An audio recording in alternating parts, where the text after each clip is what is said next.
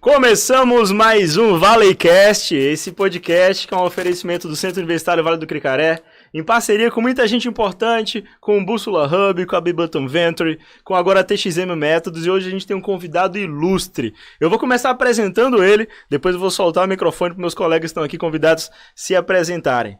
Nosso convidado de hoje é ninguém mais, ninguém menos que o Luiz Salomão Ribas Gomes, o professor Salomão. O cara é designer com mestrado em gestão de design, com doutorado em engenharia e gestão industrial. Fez pós-doutorado em branding na Creative University, em economia criativa em Makerspace, na Saxion University. Acho que deve ser assim, né, professor? Saxion University. Opa! É professor da Universidade Federal de Santa Catarina e de outras universidades do Brasil e no exterior. Founder da maior rede de laboratórios de ideação do país, o Co-Creation Lab. Criativo, proativo e inovador, especialista no lançamento, desenvolvimento e gestão de novos projetos inovadores nas áreas de economia criativa, tecnologia e educação. Esse cara tá aqui batendo papo com a gente hoje.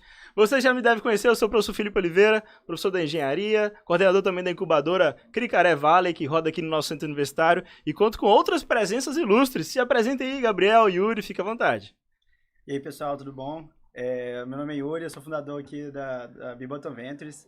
Junto com o professor Salomão, a gente está desenvolvendo agora um programa de aceleração no Bússola Hub, o Bússola for Startups. E o Gabriel está junto com a gente tocando o Co-Creation, que é outro projeto que a gente vai falar aqui também bastante. E aí, pessoal, boa noite. Meu nome é Gabriel, eu sou coordenador regional do Co-Creation Lab Espírito Santo e estou aí junto às turmas de Serra, Linhares, Vila Velha e Venda Nova do Imigrante, podendo também estar diante de novas turmas aí no decorrer do ano. Legal, legal. Mas vamos lá, professor, nosso tempo é um pouco curto, daqui a pouco você vai sair para uma palestra. Fala um pouco da sua jornada para a gente, assim. Lá em Santa Catarina, como é que você chegou nesse movimento da inovação? De onde saiu a ideia da plataforma? Como é que funciona essa coisa, assim, a origem, sabe? Bom, inovação para mim tá na veia, né? Eu sou designer de formação, então gosto muito de colocar coisas novas, novidades. E essa questão de estar na universidade sempre me fez tentar baixar os muros dela e encontrar a comunidade, encontrar a sociedade. Legal. Eu fui chamado para ser estrategista do Parque Tecnológico do Sapiens Park, em Florianópolis, que é um dos maiores parques de inovação do país. E eu trabalhava com estratégia de marca, estratégia mercadológica para o parque.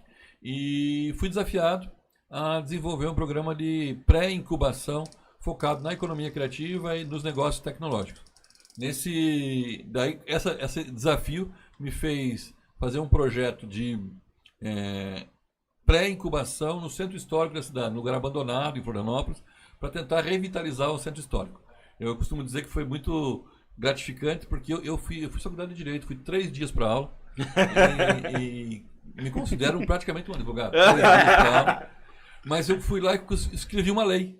Lei que legal. era uma lei para facilitar a abertura de startups no centro histórico da cidade de Florianópolis para movimentar. Você sabe que o centro histórico das grandes metrópoles estão sempre abandonados, né? Sim. Vira um lugar para drogas, morador de rua, e a gente fez todo um projeto de fazer isso acontecer.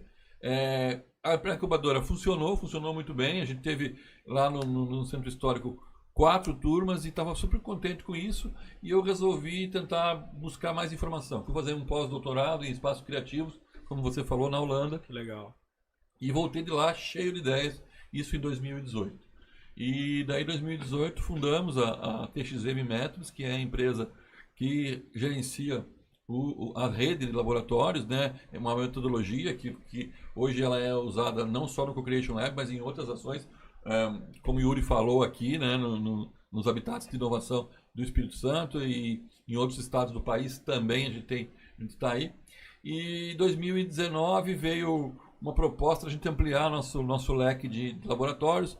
Tínhamos passamos para 4 e estávamos muito contentes com 4 laboratórios, quando o Sebrae nos disse assim: olha, a metodologia de vocês é muito boa, nós gostamos muito, queremos dar uma ampliadinha. Estamos com 4 laboratórios, podemos ir para 8. Eu disse, não, 8 nós não queremos, nós queremos 30. Caraca. E daí, todo estruturado, o nosso laboratório sempre foi pensado em ser híbrido, né? Tem uma parte digital e uma parte presencial, mas era muito mais presencial do que digital. Uhum. A ideia é que ele fosse 80-20, 80 presencial e 20 online. E daí nós fizemos toda uma estruturamos todo o laboratório, construímos uma plataforma digital que é super dinâmica, super inteligente, e lançamos a nossa rede de novos 30 laboratórios no dia 15 de março de 2020. Vocês lembram o que aconteceu no dia 17 de março de 2020? Todas as portas foram fechadas, universidades, tudo fechado. Então a gente teve que em uma semana se reinventar, fazer nossos 30 laboratórios passados dos 80-20 para 99-1, né? 99% online e 1% presencial. Mas isso fez a gente crescer, fez a gente fazer coisas novas e ultrapassar alguns limites. Em 2020 já fomos para Brasília, tivemos nossa primeira unidade fora de Santa Catarina em Brasília. Hoje nós temos com 5 unidades em Brasília. E no final de 2020, início de 2021, a gente foi para Alagoas. Fomos para Alagoas. Foi o nosso terceiro estado, Santa Catarina. E num namoro desde 2019, quando eu vim dar uma palestra aqui na Secult para Economia Criativa, namorando com o Espírito Santo. A gente conseguiu efetivamente em 2022 vir com as 5 primeiras unidades do Co-Creation Lab, que você participou, né? Sim, ano passado. Aqui em São Mateus. Não só participou, ele foi o ganhador, né? da turma daqui. Das 5 primeiras turmas aqui no Espírito Santo. Depois uma parceria com a B-Button e hoje a gente está rodando a nossa metodologia em 12 ambientes. São 4 unidades do Co-Creation Lab e mais 8 unidades do Habitats de Inovação que estão rodando aí em parceria com a B-Button. Então, a ideia é fazer aquilo que a gente gosta muito de fazer, que é tirar a ideia da cabeça e colocar no papel. Nós queremos colocar a ideia no papel. E o nosso propósito é mudar o mundo de baixo para cima. Legal. Hoje a gente tem 3 grandes produtos, que é o Co-Creation Lab e a metodologia TXM, que roda seja para ideação, para pré-aceleração e para aceleração. Um modelo de Co-Creation Social Lab, que roda nas comunidades. Estamos fazendo algumas inserções para abrir também aqui no Espírito Santo algumas unidades dentro da comunidade.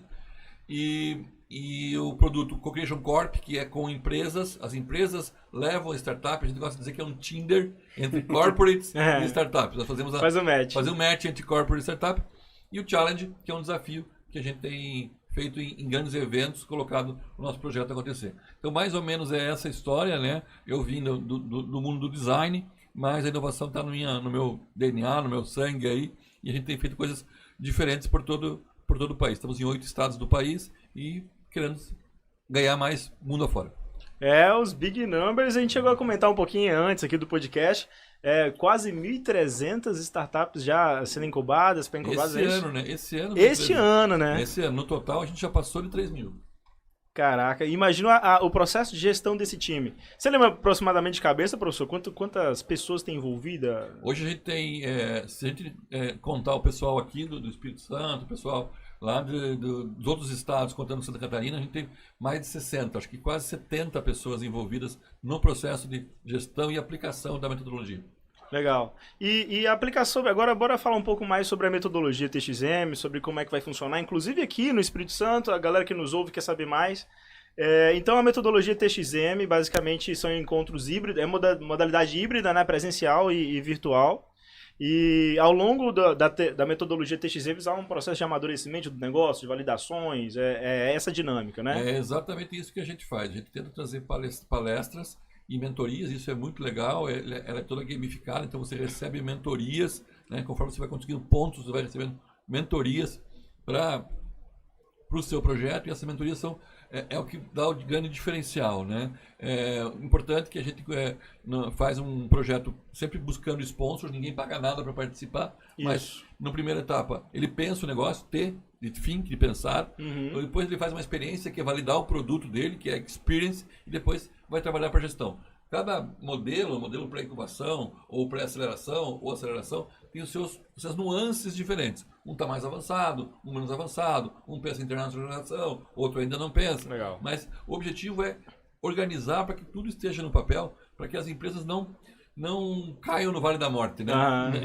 Hoje a gente tem um dado aí importante que mais de 60 empresas quebram antes do 4º ano. Então a gente não quer a gente quer que elas passem isso tranquilas. Então milhares de empresas são abertas. Se nós conseguíssemos atender todas elas, com certeza muitas delas iriam mais longe do que elas já foram. Essa etapa aí de colocar a ideia no papel é fundamental. E eu já pude experimentar da plataforma e esse é um dos principais pontos fortes, eu diria, no meu olhar.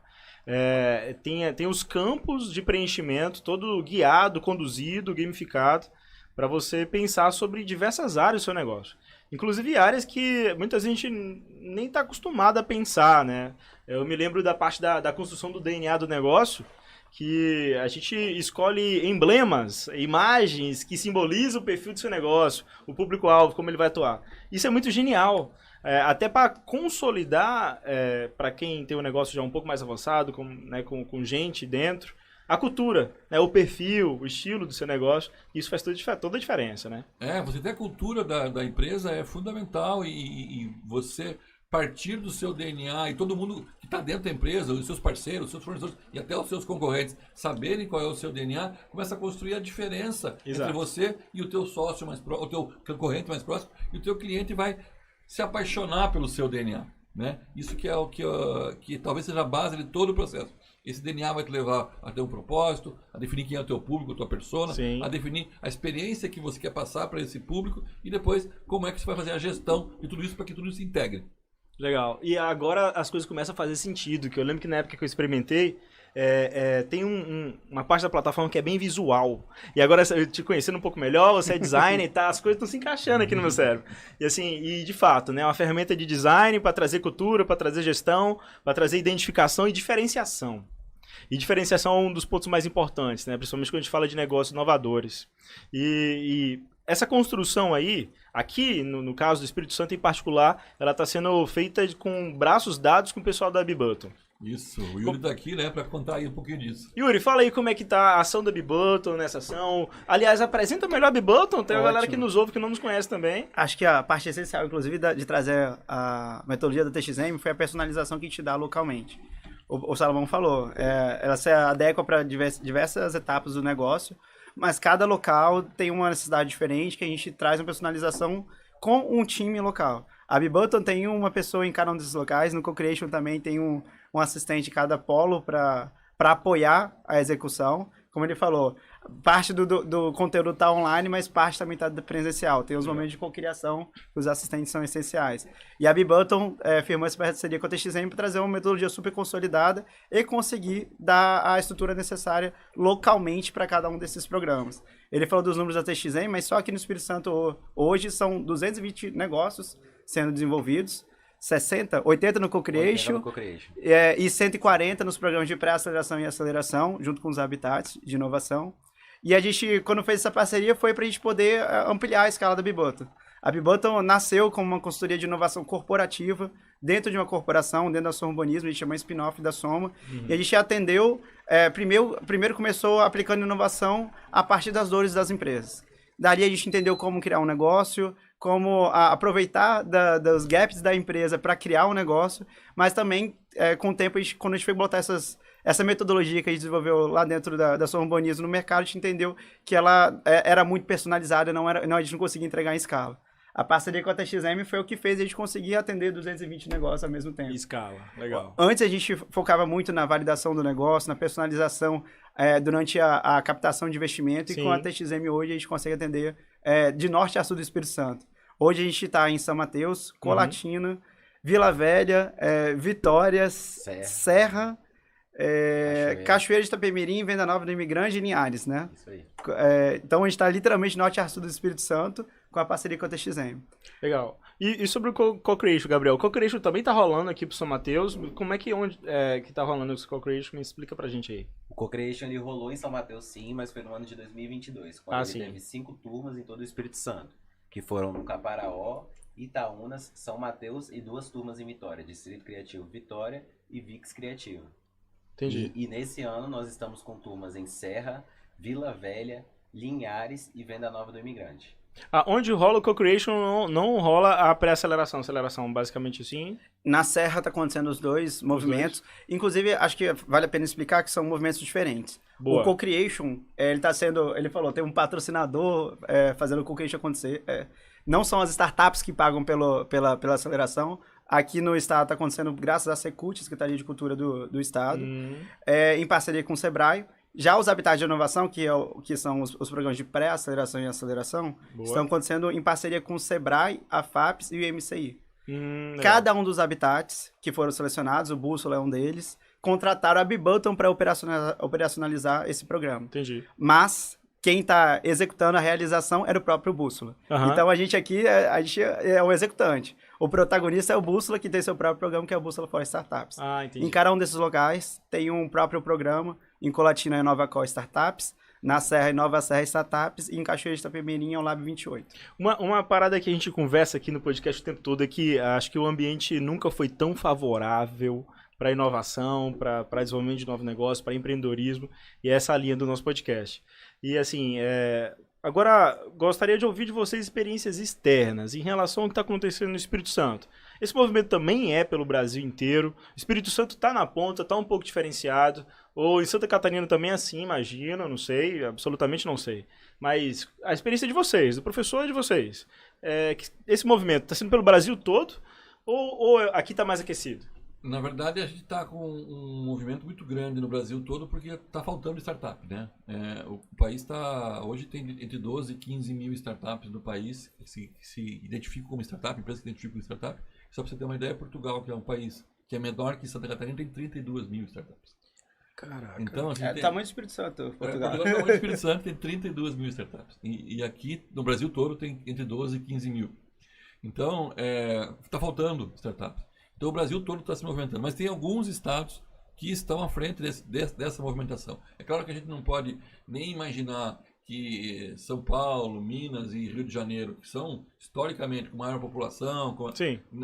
eles estão bastante à frente, mas tem alguns estados que estão se destacando. Eu diria que se eu colocasse um destaque hoje, efetivamente, nós temos Santa Catarina, na região sul, como grande referência para isso, o Espírito Santo, que é muito parecido com Santa Catarina, e Pernambuco. Esses três estados são estados que estão colocando o mercado diferente de um mercado enorme, mas muito duro, que é o de São Paulo, um mercado que está ainda se formatando, que é o de Minas Gerais, que é grande, mas está se formatando, e um mercado do Rio de Janeiro que foca muito mais em economia criativa, em outras ações. Então, está se investindo muito nisso, o governo está buscando fortalecer o Nordeste, muito o Nordeste nessa perspectiva, mas se você fosse perguntar hoje, onde é que está se fazendo diferença no país, é Santa Catarina, Espírito Santo e Pernambuco. Talvez o Rio Grande do Sul, que também tem o Rio Grande do Sul conseguiu fazer uma coisa que muitos não têm conseguido fazer, que é ligar as corporates com as startups. Né? Eles estão muito fazendo muito mais isso, que Santa Catarina, o Espírito Santo não tem conseguido fazer ainda. Não está conseguindo fazer Tinder, né? Esse Tinder aí. A FAPES fez um edital até ano passado que nessa missão, um edital de cluster de inovação, que basicamente era para juntar demandas de negócios talvez até tradicionais e com soluções que poderiam ser propostas por uma startup para um aglomerado de um setor. Aí surgiu o edital cluster para tentar fazer esse batch, né? O edital spin-off também vem de encontro com essa iniciativa. Eu acho que o Espírito Santo tá agora descentralizando a inovação. Antes Sim. era muito focado na Grande Vitória, não é errado, porque lá era onde que estavam surgindo as iniciativas, mas agora está tendo um momento de descentralização mesmo, indo para o interior. O edital de Habitat já contava com as micro-regiões, separando metade dos projetos seriam contemplados para fora da Grande Vitória. E a gente agora, talvez a gente começou um pouquinho tarde, por isso agora a gente está investindo tanto em inovação. A gente tem um fundo soberano aqui do estado que vai investir 250 milhões em startups, é o maior fundo de cotista único do Brasil, e está sendo executado pelo Bandes em parceria com a TM3 e a ACE. E a gente agora tem 10 programas de aceleração acontecendo ao mesmo tempo no estado. Eu acho que algo assim nunca aconteceu aqui. Os resultados disso aí serão lindos. Tá doido. A nossa meta é chegar em 1.000 startups até 2030. A gente acabou de falar de 220 negócios que a gente está impactando agora. Só com TXM e Bibutton. Exatamente. E fora o que está acontecendo nos outros habitats que a gente não está falando aqui. Legal. E assim, uma coisa que a gente trabalha também aqui é que startup não é aquele glamour que muitas vezes aparece nas redes sociais. Startup é relação, né, meu irmão? E é relação num caminho que não tem roteiro, não tem passo a passo, né? Porque inovação é isso e é muito suor. Mas é importante que o país invista em startup. E esse dado de Portugal, por exemplo, me surpreende um pouco por causa do formato demográfico de Portugal, que já tem uma população um pouco mais envelhecida. E aqui no Brasil, startup é uma coisa meio que de jovem, né? Tá cool esse negocinho. Mas é importante que o país invista, porque startup que traz soluções, né? Nesse sentido. E em termos de política pública, o que vocês acham desse fortalecimento, desse movimento, de fortalecer startups, de colocar para rodar? Estrategicamente, por que vocês acham que o Brasil tem investido nisso? Sim, mais amplo agora. Na verdade, a gente tem a famosa quádrupla hélice, né, na qual o governo, a academia, você é professor, sabe disso, né, as empresas e a sociedade civil têm que trabalhar juntos para isso acontecer. Alguns falam em tríplice hélice. Eu não gosto de tríplice hélice porque o banquinho com 3 pés, se eu tirar um pé, cai. Então se eu tiver 4 pés, ainda segura. E o governo sentiu, né, as políticas públicas, o governo sentiu que ele precisa investir. O mais importante é que ele entenda, e parece que está entendendo, e no Espírito Santo parece que isso está muito claro também, é que ele não pode ser o protagonista, né? O governo ele é muito burocrático, porque tem que ser, né? Porque tem que ser muito burocrático, muito lento. Sim. E se ele for protagonista, falamos, startup é agilidade, né? Dinâmica, relação e como a metodologia da TXM faz, não linear. Então a gente trabalha com 2 problemas muito... Toda empresa que abre no risco. Você abrir uma padaria, você tem risco de não vender pão. Sim. Agora, quando você abre uma startup, além do risco, tem incerteza. Sim. Então você vai trabalhando com risco e incerteza. Você não sabe se aquilo está no caminho certo, por isso que você tem que fazer MVP, tem que testar.